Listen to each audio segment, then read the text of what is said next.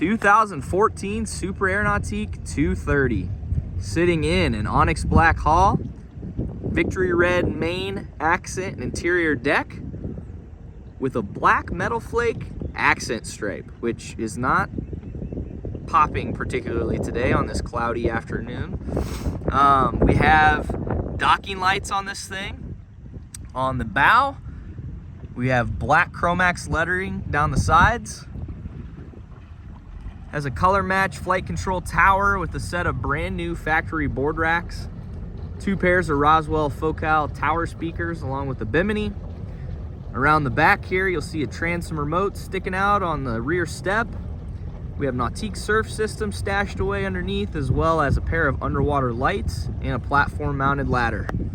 Beautiful boat in this color scheme, super sleek. So let's hop inside, check out the rest of the features on this gorgeous 230.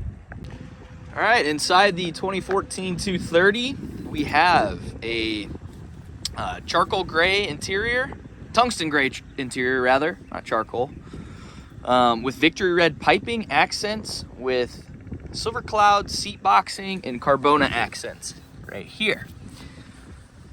Red interior deck and titanium gray sea deck all throughout.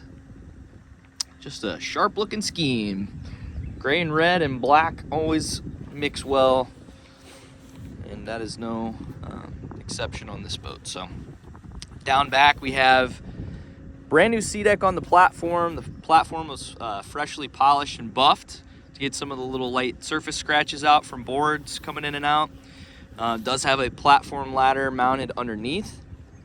We have pop-up cleats and traction around the gunnels.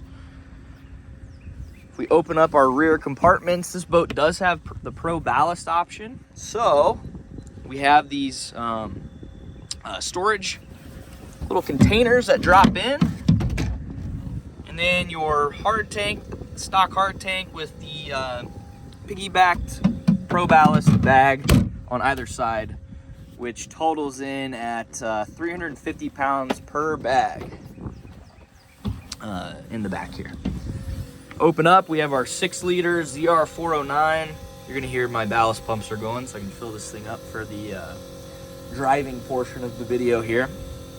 But this is freshly serviced with fluids, filters, and a new impeller, and runs really well. This boat's so smooth. It has the surf pipe exhaust, so it's super quiet. And yeah, just a really nice setup, being the upgrade from the 5.7 liter. You have this nice step that leads you down from the interior. I need to replace the T-handle, but this is access down into the bilge. We open up our seat here in the corner, storage here. There is a small split here in this corner.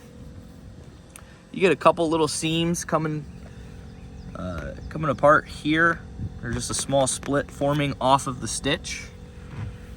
Nothing super intense. Other side here, same thing. This flips open and you have storage underneath. There is a slight discoloration here, probably a spot of mildew or something. It might come out in the sun, maybe not. We have a red flight control tower. This has brand new Nautique factory board racks equipped. 2 pairs of Roswell Focal tower speakers, the 6x9s.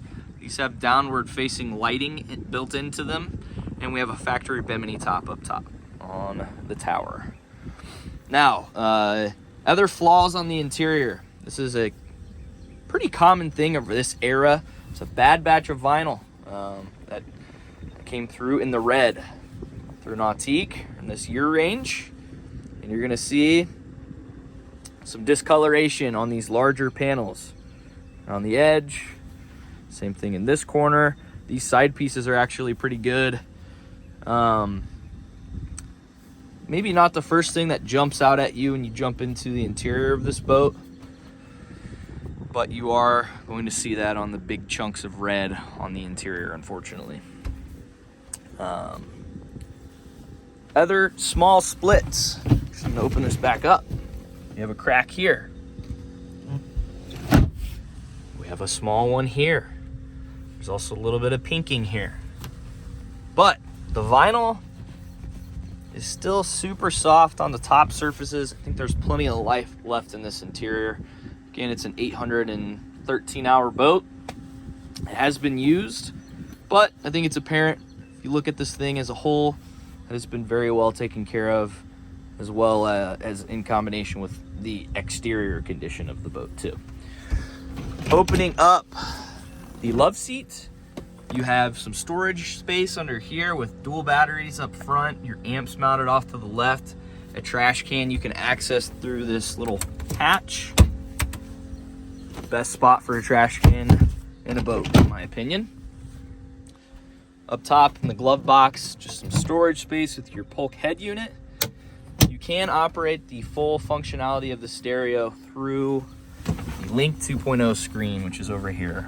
I'm filling up ballast like I mentioned, but you have all your vitals here. You can monitor your ballast, your stereo. There's rider presets built into this, so you can quickly activate for whatever, all the settings for whatever activity you want to do. And then you have your switches menu here, which does the underwater lights, docking lights that this boat has, as well as the overhead and interior lights. So, dash, all vinyl, looks great. We do have it on our driver's seat, it does bolster up. You have a little bit of fading on the embroidery. You're gonna see that here in the back and up in the front. It's kind of the same story on all of them. They're kind of all gonna look similar to what you're seeing right here, which the gray has just faded a little bit over the years. You have your hydro gate here for wake shaping, which is the center plate that drops up and down.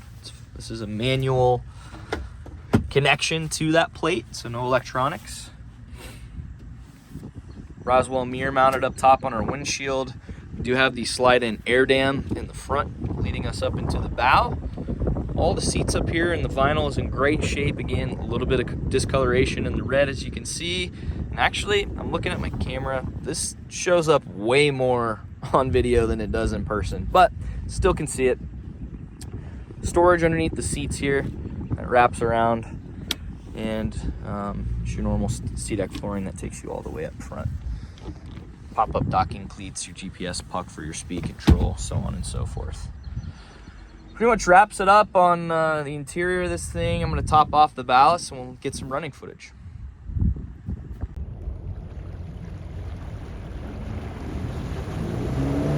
(2014) Super Air Nautique 230.